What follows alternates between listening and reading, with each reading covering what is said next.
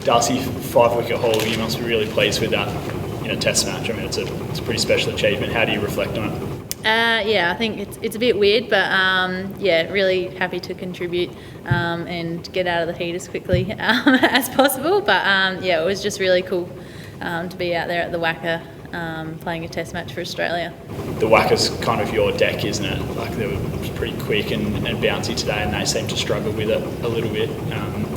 What did you make of the deck? And it suits you down to the ground, really, doesn't it? Yeah, it's really nice to be a part of a bowler-friendly wicket, and to have a few paces in our sort of lineup is really nice. And didn't see many spinners, whereas probably last test it was all about the spinners. So it was just awesome to be out there, and being a bowler, you dream of playing at the WACA, and when we used to watch it, the men play there. So it was just really cool.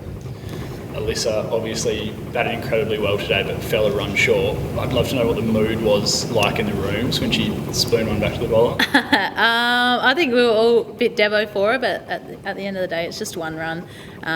But yeah, she sort of dug us out of that hole that we were in early, and batted so well, so we're all really proud of her. She had a massive day. Like, she captained and kept and was off for about 10 overs and then batted the rest of it. She's pretty cooked. Have you spoken to her? No, I haven't spoken to her, but she's an elite athlete, so I'm sure she'll get lots of recovery. I think she was in the ice bath as I walked out to come here, so she'll rest up, and I think she'll have a very good sleep. And what was it like playing in that effectively 42-degree heat out there? What was it like on the field? It was a little bit of a breeze, so when you were sort of standing around, it wasn't too bad, but yeah, it was pretty hot bowling. The blood went straight to your head, and obviously I bowled a few extras, so probably the one day you don't want to bowl extras. But yeah, we had extra drinks breaks and stuff like that, so that was really handy, and lots of ice blocks and slushies were getting thrown around, which was nice. And can you take us through your emotions when you got that 5th wicket, just how special that moment was for you? It was pretty special. I was getting a little bit frustrated towards the end. I was trying to bowl at the stumps, and they were either hitting me for 4 or just missing, so it was just sort of a relief feeling, I think. And the state of the game, it could be over tomorrow. Who knows, like, the way it's going. How do you view where it's at the moment? I think it should be a really interesting day tomorrow. They're bowling pretty well, and it's a bowler-friendly wicket, so anything can sort of happen within a space of not very long. So we'll have to wait and see, but it should be a ripper day tomorrow. Can you talk about the decision to bowl first, and what was your reaction when you sort of were told you guys were going to? I think initially everyone's thought was, oh no, it's really hot out there, but I think we were all just really excited to get out there and bowl on the WACA. I think it's a bowler-friendly, like extra bowler-friendly early on as well, and with the new ball, so we were all really excited. And when did you find out that Marizanne wasn't going to play? After the toss, I'm not sure, whenever we got told the team. So that's when we got told. Did you feel like South Africa maybe a little bit more vulnerable without her in the team? I mean, they've got some quality players in their side, but Marizanne's obviously a huge loss. She's been a pivotal part of their side this series, but again, Class has stepped up and took 3 early wickets, so it's tough to say. Was the plan to sort of expose on the back foot? They seemed like they didn't quite adjust the balance and their footwork, especially the back foot, seemed to be lacking. I think we're trying to bowl a little bit fuller because it's so bouncy at the WACA, and it looked really hard to sort of score when it was like that, and most of their runs were down the ground when we got it way too full. But I think we'll wait and see what the conditions are the next few days and work it out from there.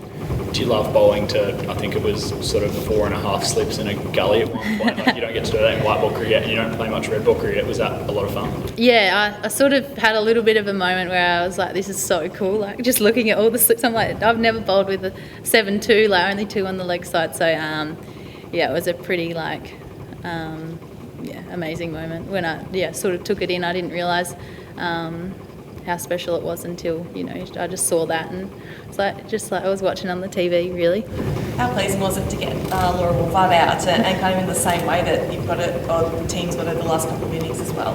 Yeah, it was again a bit of relief. She's one of their best players for them, so to get her out early is really nice. I don't think she'll be too happy. I think Shooter's gotten her out the last few games. But yeah, obviously there's another innings where she can bat and take us on, so hopefully we do the same again. And did you have any family or friends here watching? Yeah, Mum and Dad made the trip over, which is really nice. Mum doesn't like flying a whole lot, and she did the biggest flight she could, so yeah, it was really nice, and I'll catch up with them after this for dinner, I think. And how was Beth when she came off? She was pretty hot and bothered out there. Yeah, she's a Queenslander but doesn't do too well with the heat, which is surprising, but yeah, no, she was pretty hot and sweaty, but I think she was loving it out there at the same time. Yeah, we get heaps of drinks breaks and stuff like that as well, so hopefully she can rest and recover and come back tomorrow. When did you find out you were going to be playing in this test? Yesterday, I think. Yeah, I think. Yeah, it was really exciting. Obviously missed out on the last one, so really wanted to make an impact, and luckily I did.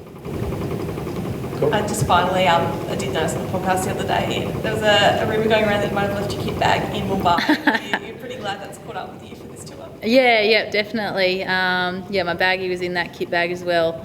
It was just on the flight behind me with the rest of the crew. Yeah, it was a little bit stressful early days, but eventually it made it to Canberra, so just always a big relief. Just as well. Yeah.